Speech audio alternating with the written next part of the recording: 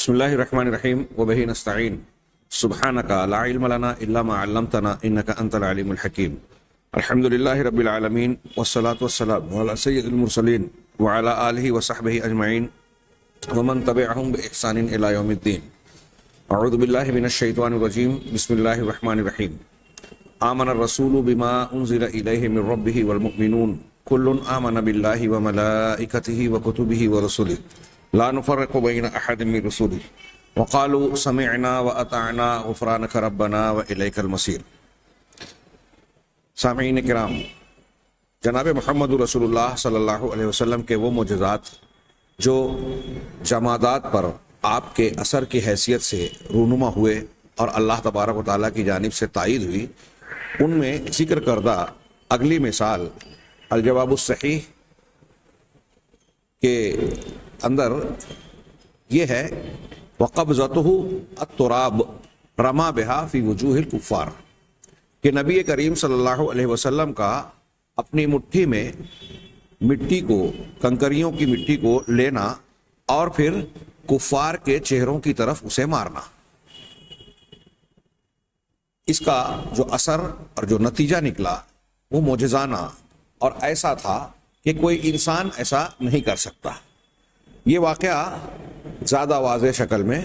حضرت جناب محمد رسول اللہ صلی اللہ علیہ وسلم کے ہاتھوں پر غزوہ حنین اور غزوہ بدر میں ہوا۔ یہاں انہوں نے حاشیے میں صحیح مسلم سے حضرت عباس بن عبد المطلب کی روایت نقل کی۔ یہ جو شیخ الاسلام علامہ ابن تیمیہ کی کتاب میں کہ مختصر میں صرف اشارے کے طور پر یہاں نقل کیا گیا، صاحب حاشیہ نے اس کی وضاحت کرتے ہوئے اس واقعے کو ذکر کیا کہ اللہ کے نبی صلی اللہ علیہ وسلم کا مٹھی بھر مٹی یا کنکریوں کو لینا اور پھر کفار کے لشکر کی طرف پھینکنا، اس پھینکے گئے کنکر اور مٹی کے ذریعے سے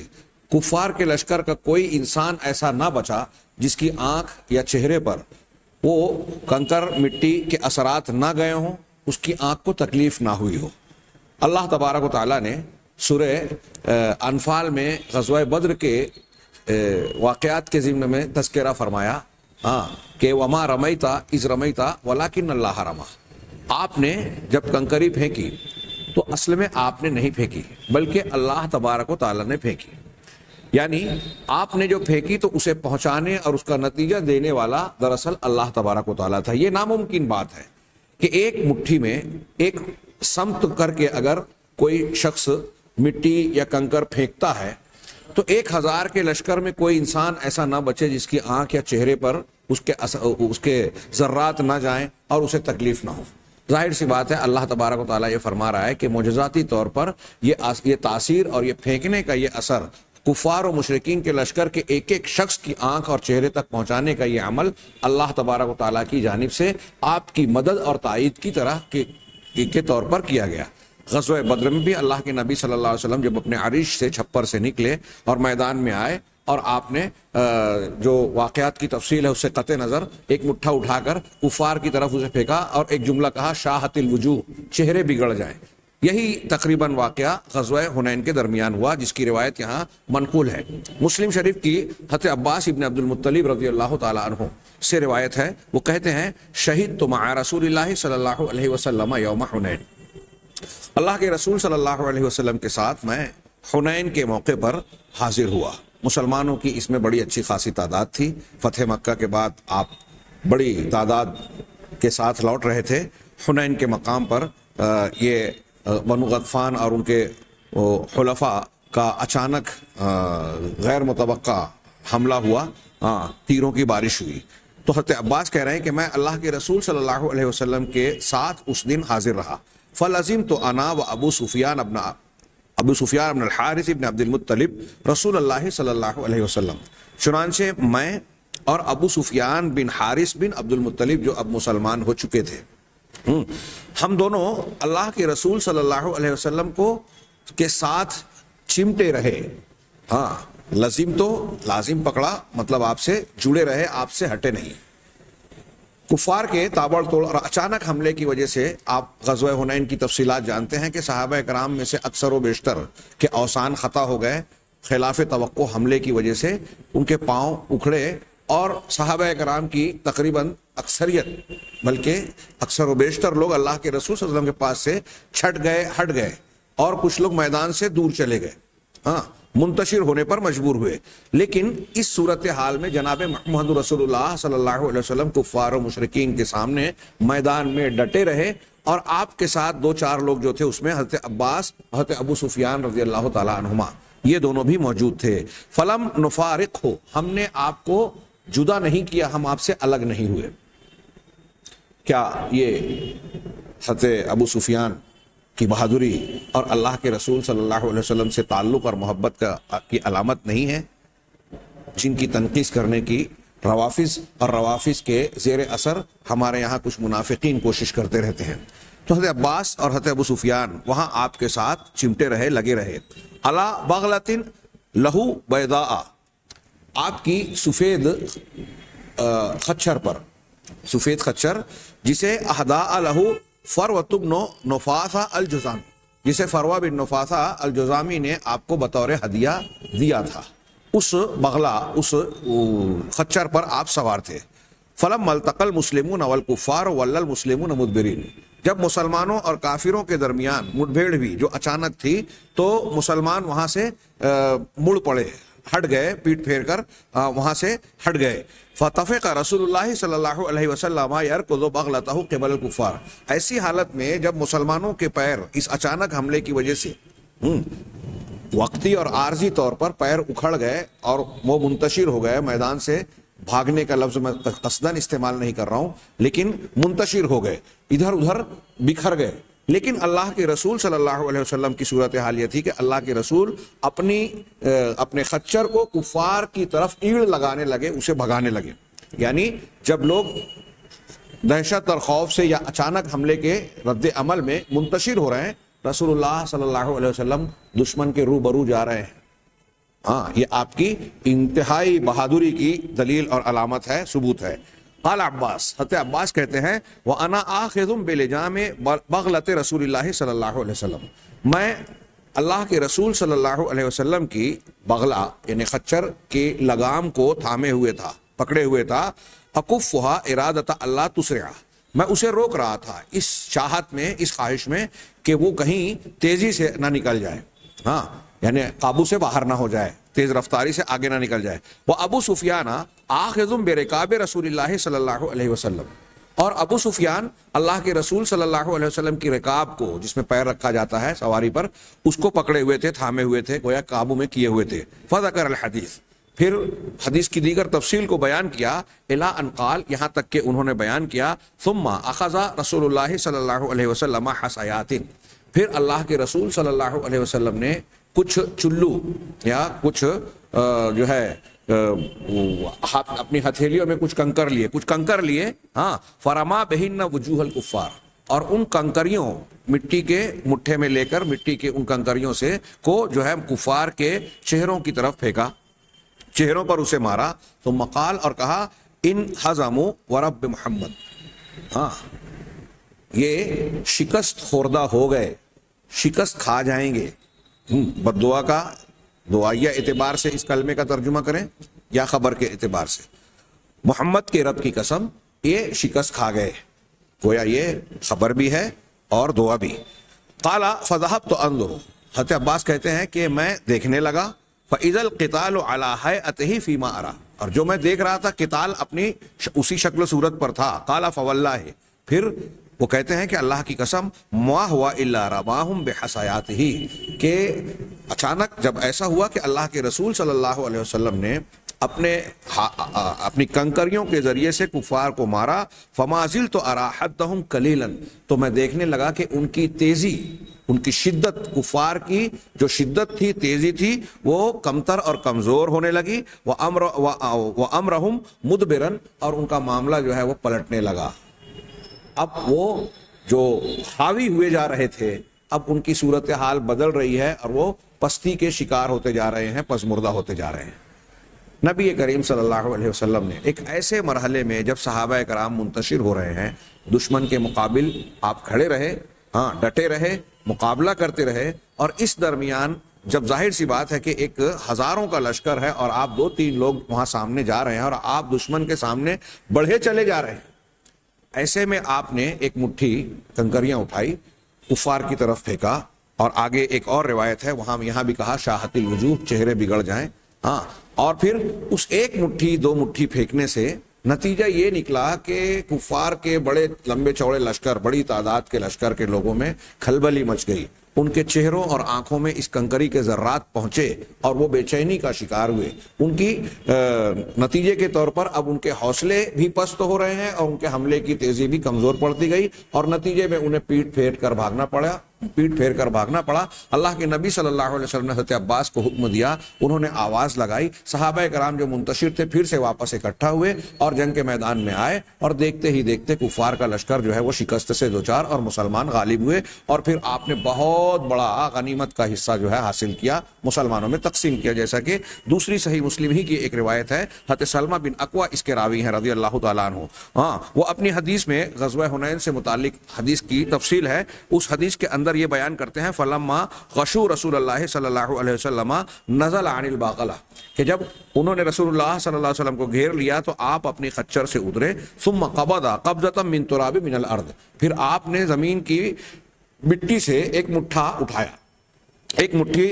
مٹھے میں مٹی اٹھائی. ثم استقبل به وجوہهم، اور اسے ان کے چہروں کی طرف رخ کر کے کہا، چہروں کی طرف رخ کیا، پھینکا اور کہا شاہت الوجوہ، کہ چہرے بگڑ جائیں. فما خلق اللہ منہم انسانا الا ملأ عینیہ ترابا بتلک القبضہ، تو اللہ تبارک و تعالیٰ نے ان میں سے جتنے انسان تھے، ہاں، ان میں سے کوئی انسان کو نہیں چھوڑا مگر یہ کہ اس کی آنکھ میں اس پھینکے گئے مٹھے کے ذرات ضرور پہنچے. فولوا مدبرین، چنانچہ بالآخر وہ پیٹ پھیر کر بھاگے. فہزمہم اللہ عز وجل، اللہ عز وجل نے انہیں ہزیمت اور شکست سے دوچار کیا. وقسم رسول اللہ صلی اللہ علیہ وسلم غنائمہم بین المسلمین، اور اللہ کے رسول صلی اللہ علیہ وسلم نے ان کے غنائم کو مسلمانوں میں تقسیم کیا. یہ بہت بڑی مقدار میں غنیمت حاصل ہوا تھا. بنو غطفان کا قبیلہ اور اس کے اطراف کے موافقین جو تھے، بعد میں طائف کے قبائل بھی ان کے ساتھ تھے، ہاں، بہت بڑی تعداد میں. یہاں تک کہ یہ عورتوں بچوں کو اس مقصد سے لائے تھے کہ ان کا خیال کر کے ہمارے سپاہی اور لڑنے والے لوگ جو ہے غیرت اور بچوں کے بچاؤ کے جذبے کے تحت پیچھے نہیں ہٹیں گے اور اس طرح سے بے جگری سے لڑیں گے کہ مسلمانوں کو شکست دے کر ہی دم لیں گے. اس مقصد کے تحت یہ عورتوں بچوں تک کو لائے تھے، اپنے جانوروں تک کو لایا تھا، اور وہ سارے کے سارے جانور، مال و اسباب جو ہے مسلمانوں کے ہاتھ لگے اور بہت بڑا غنیمت کا حصہ، غنائم جو ہے مسلمانوں کے ہاتھ آیا. اس میں جو شیخ الاسلام علامہ ابن تیمیہ نے اللہ کے نبی جناب محمد رسول اللہ صلی اللہ علیہ وسلم کے معجزے کے طور پر جس چیز کا تذکرہ کیا وہ یہ کہ دوران جنگ اللہ کے نبی جناب محمد رسول اللہ صلی اللہ علیہ وسلم کا مٹھی میں مٹی اور کنکریاں اٹھانا، کفار کی طرف اسے پھینکنا، اور دعائیہ طور پہ یہ کہنا کہ اللہ تعالیٰ اس کے ذریعے سے ان کے چہرے بگاڑ دے، ان کو اس سے متاثر کرے. اور ایسا ہوا بھی. وہ کفار اور مشرکین کا لشکر جو چھایا جا رہا تھا مسلمانوں پر، ہاں،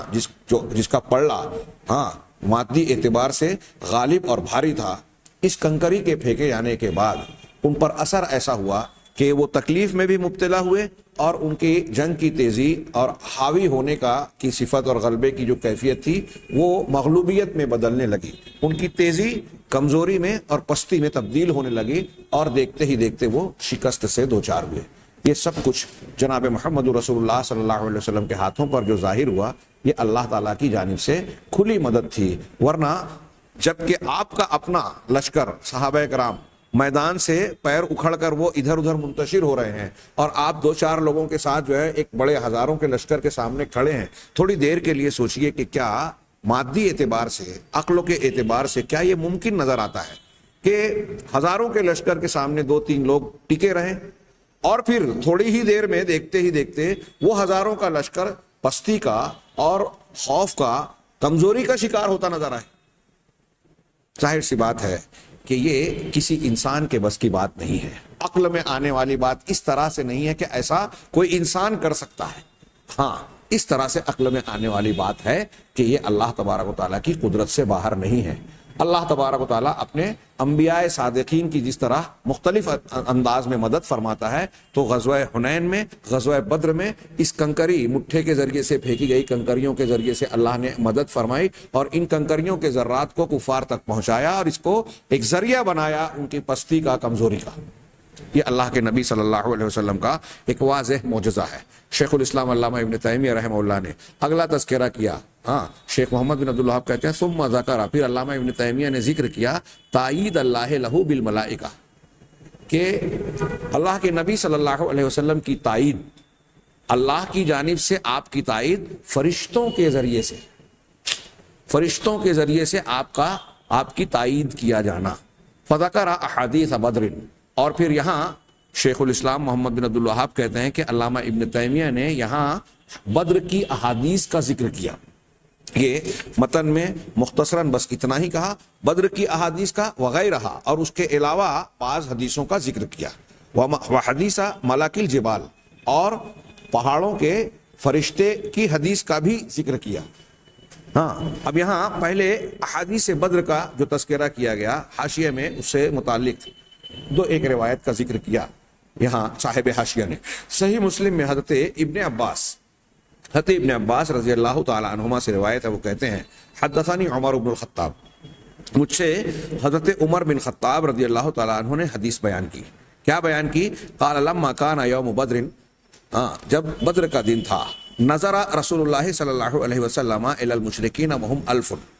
آپ نے مشرکین کی طرف نگاہ ڈالی، نظر ڈالی، ان کا جائزہ لیا، جبکہ وہ 1000 تھے، ان کی تعداد 1000 تھی۔ وَأَصْحَابُهُ 319 رَجُلًا، اور آپ کے ساتھی یعنی مسلمانوں کا لشکر جو ہے وہ 319 افراد تھے۔ عام طور سے مشہور ہے 313، یہ 319 اس میں سے بعض افراد کو کچھ دوسرے کاموں پر متعین کیا گیا، کسی کام اور مقصد کے لیے بھیجا گیا، تو یہ کوئی ایسا تضاد نہیں ہے کہ اس کی تطبیق نہیں دے سکتے۔ جنگ لڑنے والے عام طور سے مشہور بات یہ ہے کہ 313 تھے، 314 اور 319 کی جو تعداد ہے، اس میں بعض دوسرے کام کرنے والے لوگوں کو بھی شامل کر کے یا شامل نہ کر کے یہ تعداد کا فرق ہوتا ہے۔ تو فاستقبل نبی اللہ صلی اللہ علیہ وسلم، اللہ کے رسول صلی اللہ علیہ وسلم القبلہ، قبلہ کی طرف آپ نے رخ کیا، ثم مد یدیہ، فجعل یہتف بربہ، پھر آپ نے اپنے دونوں ہاتھ اٹھائے اور اپنے رب سے سرگوشی کرنے لگے، اللہم انجز لی ما وعدتنی، اے اللہ تو نے مجھ سے جو وعدہ کیا ہے اسے پورا فرما دے، مکمل کر دے، اللہم آتی ما وعدتنی، اے اللہ جو تو نے مجھ سے وعدہ کیا وہ مجھے عطا فرما، اللہم ان تہلک هذه العصابۃ من اہل الاسلام لا تعبد فی الارض، اے اللہ اگر یہ گروہ اہل اسلام کا یہ گروہ ہلاک ہو جائے یا تو ہلاک کر دے، ہلاکت میں ڈال دے، تو پھر زمین میں تیری عبادت نہیں ہوگی۔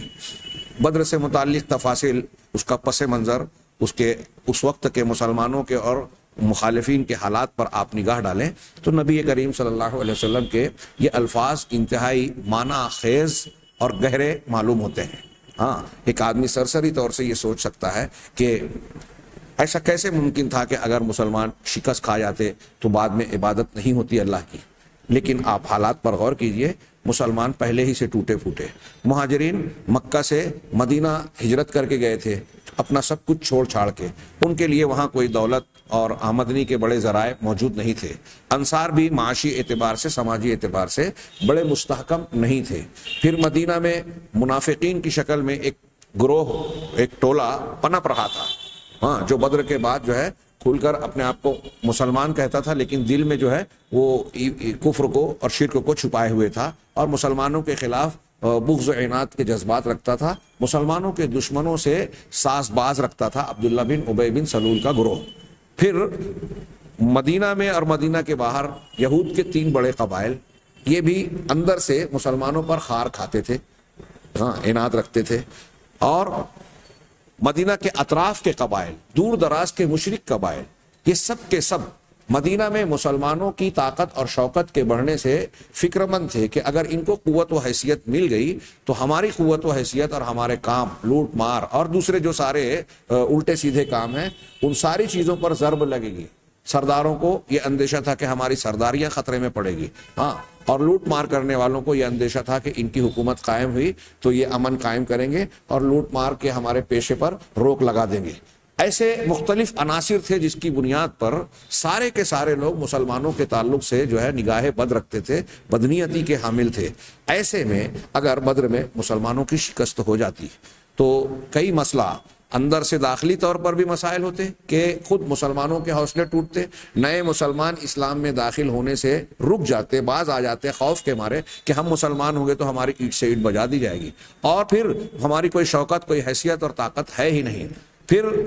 اگر یہ شکست کھاتے تو یہ ساری قوتیں اور مکہ کے کفار، اطراف کے کفار، مشرکین، یہود، ان سب کی نگاہ میں مسلمانوں کی کوئی وقت، کوئی حیثیت، کوئی دھاک رہتی ہی نہیں۔ جو جب چاہتا یہ کوشش کرتا کہ مسلمانوں کے اوپر حملہ کر دے، مدینہ کی اینٹ سے اینٹ بجا دے اور ان کو اکھاڑ کر پھینک دے۔ تو ان کو سیاسی، سماجی اور کسی بھی اعتبار سے کوئی قوت اور حیثیت حاصل نہیں ہوتی۔ نئے لوگ مسلمان ہونے سے ڈرتے، پرانے دبنے پر مجبور ہو جاتے۔ ایسی اور بھی ذرا رسا صورتحال بنتی کہ اسلام اور مسلمانوں کا مستقبل جو ہے وہ تابناک ہونے کی بجائے جو ہے وہ اندھیرے میں جانے کا اندیشہ پیدا ہوتا۔ نبی کریم صلی اللہ علیہ وسلم کا ایسے حالات میں دعا اور دعا کے یہ الفاظ آپ سمجھ سکتے ہیں کہ کتنے واقعے کے کتنے موافق تھے اور حقیقت میں کیسی حقیقت اپنے اندر بیان سمیٹے ہوئے تھے۔ اللہ کے رسول صلی اللہ علیہ وسلم نے یہ دعا فرمائی، ہاں، فما زال یہتف بربہ مادا یدیہ مستقبل القبلہ حتی سقط رداؤہ عن منکبیہ۔ اللہ کے رسول صلی اللہ علیہ وسلم اپنے دونوں ہاتھوں کو اٹھائے ہوئے اللہ تبارک و تعالیٰ سے برابر، ہاں، قبلے کی طرف رخ کر کے دعا کیے جا رہے تھے، سرگوشی کیے جا رہے تھے، یہاں تک کہ آپ کے دونوں کندھوں سے آپ کی چادر گر پڑی۔ میں اس واقعے کے تناظر میں کہتا ہوں کہ آپ غور کیجئے، ہاں، اس میں کئی سبق ہے۔ ہاں، صحیح توکل، صحیح ایمان کا سبق بھی ہے کہ اللہ تبارک و تعالیٰ پر ایمان اور آپ پر اللہ پر توکل کا مطلب یہ نہیں ہے کہ آپ محنت کوشش چھوڑ دے، گھر میں بیٹھ جائیں، ہاں، مسجد میں بیٹھ جائیں، خانقاہ میں بیٹھ جائیں اور اپنی ہر ضرورت اور مسائل کے لیے یہ کہیں کہ اللہ تعالیٰ ہماری مدد کر دے، ہمارا مسئلہ حل کر دے، دشمنوں کو توڑ دے اور ہم کو قوت دے دے، غلبہ دے دے۔ گھر میں بیٹھ کر، خانقاہ میں بیٹھ کر یہ کام نہیں کیا جائے گا جیسا کہ اہل تصوف اور کچھ لوگوں کا کہنا اور سمجھ ہے۔ نبی کریم صلی اللہ علیہ وسلم سے بڑھ کر دنیا میں کوئی توکل کرنے والا نہ ہوا ہے، نہ ہوگا۔ ظاہر سی بات ہے کہ آپ کا ایمان، آپ کی توحید سب سے اعلیٰ ایمان اور سب سے اعلیٰ توحید ہے، لہٰذا آپ کا توکل، ہاں، اللہ پر بھروسہ سب سے اعلیٰ، سب سے افضل ہے۔ آپ افضل المتوکلین ہیں، توکل کرنے والوں میں سب سے افضل۔ پھر بھی آپ دیکھیے میدان جنگ میں جا رہے ہیں، آپ نے جنگی لباس زیب تن فرمایا، ہتھیار اٹھائے، ہاں، مقابلہ کیا، ہاں، ساری تیاریاں کی۔ بدر کے پورے واقعات دیکھیے آپ نے، انسانی اعتبار سے جو جو تدبیر ہو سکتی تھی اختیار کی، صحابہ کرام سے مشورے کیے، مشورے کے مطابق جو بہتر سے بہتر راستہ تھا اس کو اختیار کیا، اور سب کچھ کرنے کے بعد اب اللہ تعالیٰ سے دعا بھی کر رہے ہیں۔ دوسری بات، کوئی کتنا بھی اعلیٰ دماغ اور ذہن اور منصوبہ بنانے والا انسان ہو، کتنے بھی اسباب اس کے پاس کم ہو یا زیادہ ہو،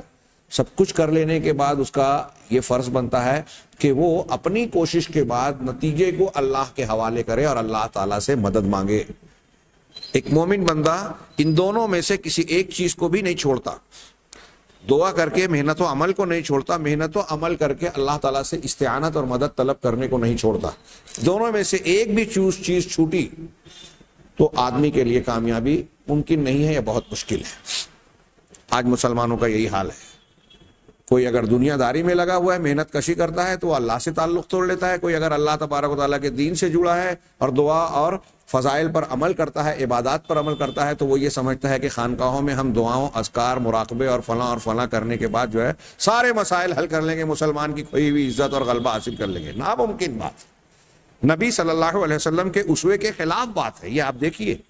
کہ ساری تیاری کرنے کے بعد، ساری تدبیریں اختیار کرنے کے بعد، اپنی محنت اور اپنی قربانیاں دینے کے بعد اب اللہ سے دعا کر رہے ہیں۔ یہ بھی توحید کی دلیل ہے کہ فتح اللہ کے نبی صلی اللہ علیہ وسلم اللہ تعالیٰ سے مانگ رہے ہیں، اور آپ کہہ رہے ہیں اللہ تعالیٰ سے کہ اگر یہ گروہ ہلاک ہو گیا تو اب تیری عبادت نہیں ہوگی، تو مدد کر، تو اپنا وعدہ پورا کر دے۔ اگر اللہ کے رسول صلی اللہ علیہ وسلم کے ہاتھ اور قوت میں کائنات کے تصرفات ہوتے، آپ کے ہاتھ میں نفع اور نقصان کا کچھ اختیار ہوتا، اور جو لوگ آپ کو پکارتے ہیں مدد کے لیے بزرگان دین کو، سوچئے کہ اگر شیخ عبد القادر جیلانی اور فلاں بزرگ اور فلاں بابا کو اگر طاقت ہوتی تو رسول اللہ صلی اللہ علیہ وسلم کو تو اس سے زیادہ ہوتی، اور اللہ کے رسول صلی اللہ علیہ وسلم کو اگر طاقت ہوتی تو آپ خود اپنی اس قوت و طاقت سے جو اللہ تعالیٰ کی طرح آپ کو حاصل ہوتی، اس کے ذریعے سے کفار کے اس لشکر کو جو ہے لمحوں میں جو ہے وہ تباہ و برباد کر دیتے، اور اس طرح مقابلے کی اور بہت سارے مسلمانوں کو شہید ہونے کی ضرورت پیش ہی نہ ہوتی۔ یہ دعا ہی نہ مانگتے اللہ کے رسول صلی اللہ علیہ وسلم کہ اللہ تو اپنا وعدہ پورا کر، اے اللہ تو اپنا وعدہ پورا کر، ہم کو فتح دے۔ یہ دعا نہیں کرتے۔ یہ دعا مانگنا اس بات کی دلیل ہے کہ اللہ کے رسول اللہ سے مانگ رہے ہیں، آپ کے پاس خود ہے نہیں، مانگی وہ چیز جاتی ہے جو انسان خود نہیں کر سکتا، ہاں تبھی تو اللہ سے مانگ رہے ہیں۔ آپ اللہ سے مانگ رہے ہیں، اس کا مطلب آپ خود محتاج ہیں، آپ سائل ہیں۔ ہاں اب لوگوں نے اللہ کی طرح اللہ کے رسول کو، اللہ کے رسول ہی کو نہیں، بہت سارے بزرگان اور اولیاء اور صالحین کو مسئول بنا دیا۔ خیر ہم شاید موضوع سے ہٹ رہے ہیں۔ ہاں یہاں اصل مقصود اللہ کے نبی صلی اللہ علیہ وسلم کے معجزے کا نمایاں کرنا ہے۔ آگے حضرت عمر فاروق کہتے ہیں کہ آپ دعا مانگتے رہے، ہاں اس طرح گڑ گڑاتے رہے کہ آپ کی چادر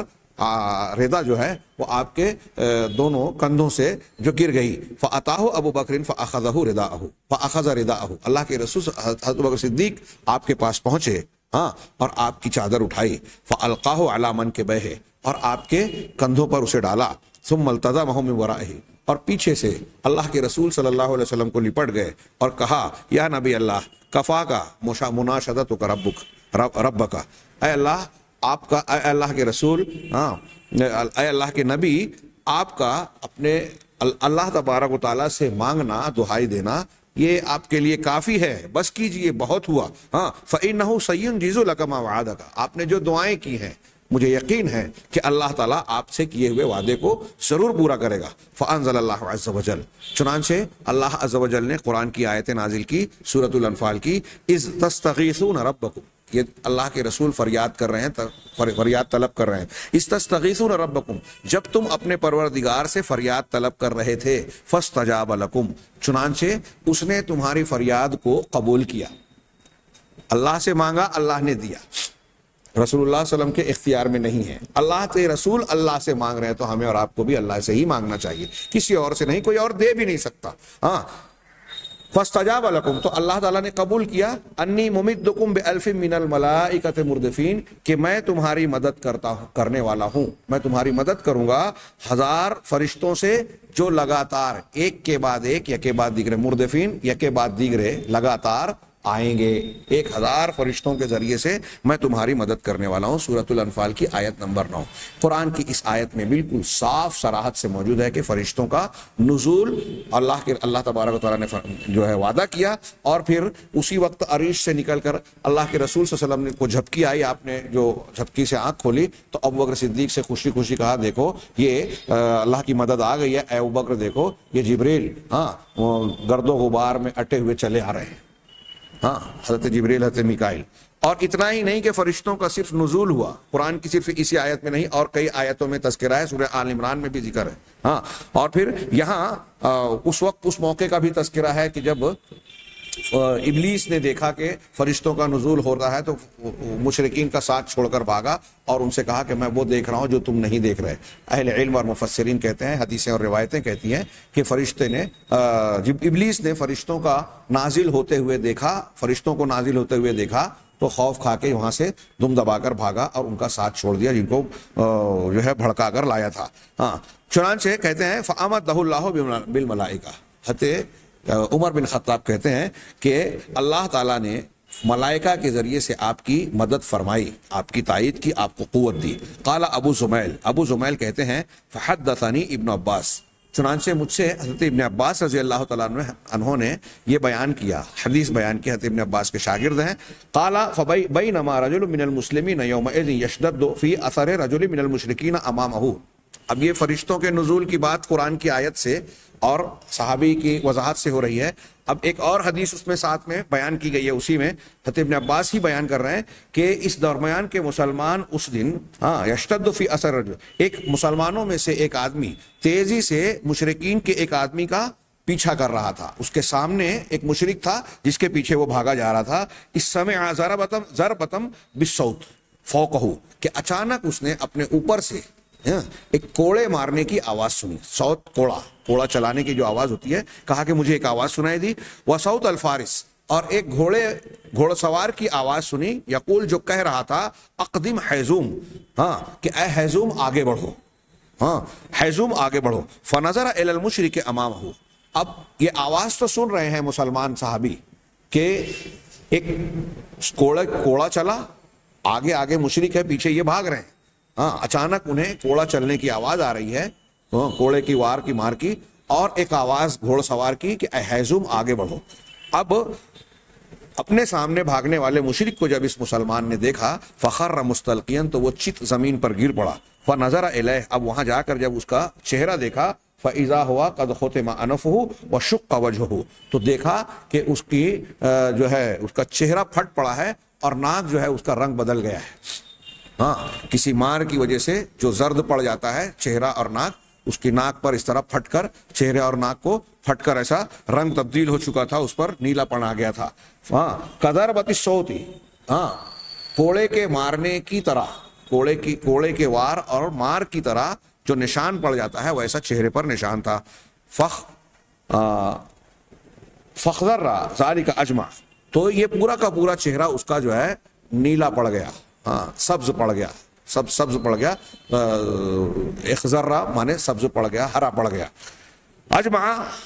فجاء الانصاری, چنانچہ یہ انصاری صحابی جن کے ساتھ یہ معاملہ ہوا, جنہوں نے یہ دیکھا تھا, وہ آئے. فحدث بذلک رسول اللہ صلی اللہ علیہ وسلم, اور اس بات کو رسول اللہ صلی اللہ علیہ وسلم سے بیان فرمایا. فقال, تو آپ نے کہا, صدقت ذلک من مدد السماء الثالثہ, تم نے سچ کہا, یہ تیسرے آسمان کی مدد تھی. یہ روایت جو میں نے پیش کی ہے یہاں حاشیے میں نقل کی گئی ہے, یہ صحیح مسلم کی روایت ہے. اس روایت سے یہ بھی واضح ہوتا ہے کہ غزوہ بدر میں فرشتوں نے صرف وجود کے اعتبار سے شرکت نہیں کی, جیسا کہ بعض لوگ قرآن کے اس جملے سے کہتے ہیں کہ اللہ تعالیٰ نے یہ مدد تمہاری خوشخبری اور دل کے اطمینان کے لیے بھیجا. دل کا اطمینان خوشخبری بھی تھی, اور ساتھ ساتھ اللہ تبارک و تعالیٰ نے ان کو لڑنے کی بھی اجازت دی, جیسا کہ قرآن کے اور بھی کئی جملوں سے اور اس حدیث سے بالکل صاف اور صراحت سے معلوم ہوتا ہے. جتنا اللہ نے چاہا اتنا فرشتوں نے اس جنگ میں حصہ بھی لیا. بخاری اور مسلم. تو فرشتے, اس سے یہ ثابت کرنا مقصود ہے جو علامہ ابن تیمیہ نے آپ کی نشانی کے طور پر, آپ کے معجزے کے طور پر کہا, کہ اللہ تعالیٰ نے مختلف موقعوں پر اللہ کے نبی جناب محمد رسول اللہ صلی اللہ علیہ وسلم کی فرشتوں کے ذریعے سے تائید فرمائی, جس میں سے ایک موقع یہ بدر کا ہے. اس سلسلے میں کئی قرآن کی آیتیں اور کئی حدیثیں ہیں. ایک دوسری حدیث غزوہ احد سے متعلق ہے. حضرت سعد بن ابی وقاص رضی اللہ تعالیٰ عنہ کہتے ہیں, بخاری اور مسلم کی حدیث ہے, کہ رأیت رسول اللہ صلی اللہ علیہ وسلم یوم احد, میں نے اللہ کے رسول صلی اللہ علیہ وسلم کو احد کے دن دیکھا. ومعه رجلان یقاتلان عنہ, آپ کے ساتھ دو آدمی جو آپ کی جانب سے قتال کر رہے تھے. یہ اس وقت کی بات ہے جب پیچھے سے خالد بن ولید کے رسالے نے حملہ کیا, مسلمان جو ہے افراتفری کے شکار ہوئے. نبی کریم صلی اللہ علیہ وسلم مسلمانوں کے لشکر سے الگ تھلگ ہو گئے. آپ کے ساتھ صرف 9 صحابہ بچے, 7 انصاری 2 مہاجر. وہ 7 انصاری بھی یکے بعد دیگرے شہید ہو گئے. 2 بچے آخر میں, حضرت طلحہ بن عبید اللہ اور سعد بن ابی وقاص رضی اللہ تعالیٰ عنہ. اس درمیان جو واقعات ہوئے اس کی تفصیل سیرت میں موجود ہے. ہمیں جمعہ کے خطبے میں ابھی اسے بیان کر رہا ہوں. یہ سلسلہ جاری ہے. یہاں اس ضمن میں ایک روایت یہ قابل ذکر ہے کہ اس موقع پر حضرت سعد بن ابی وقاص کہتے ہیں کہ میں نے 2 لوگوں کو دیکھا کہ وہ اللہ کے رسول صلی اللہ علیہ وسلم کی جانب سے دفاع کر رہے ہیں. اس موقع پر جب آپ الگ تھلگ ہو گئے, علیہما ثیاب بیض, ان پر بالکل سفید صاف شفاف کپڑے تھے. اشد القتال, اور وہ انتہائی سختی سے قتال کر رہے تھے, مقابلہ کر رہے تھے. ما رأیتہما قبل ولا بعد, میں نے انہیں نہ اس سے پہلے دیکھا اور نہ اس کے بعد, نہ اس کے پہلے دیکھا نہ اس کے بعد دیکھا. یعنی اس سے پتہ چلتا ہے کہ اللہ کے رسول صلی اللہ علیہ وسلم کا دفاع کرنے کے لیے حضرت جبرائیل, جیسا کہ دوسری روایتوں میں ہے, حضرت جبرائیل اور میکائیل علیہ السلام آئے تھے. غزوہ احد میں فرشتوں کا نزول تو ہوا, لیکن جنگ میں بس یہ حضرت جبرائیل اور حضرت میکائیل نے اللہ کے رسول صلی اللہ علیہ وسلم کے دفاع کے طور پر اس مقام پر ہی صرف قتال کیا. اس کے علاوہ دوسرے مقام پر فرشتوں کے جنگ میں حصہ لینے کا یہاں تذکرہ نہیں ہے. اس کے علاوہ بھی بعض روایتیں, بعض مواقع ایسے ہیں جہاں فرشتوں کا نزول ہوا. انشاءاللہ اس کا سرسری تذکرہ ہم اگلے درس میں کریں گے. اللہ تبارک و تعالیٰ سے دعا ہے کہ وہ ہمیں دین کی صحیح سمجھ عطا فرمائے اور نیک عمل کی توفیق دے. وآخر دعوانا ان الحمد للہ رب العالمین.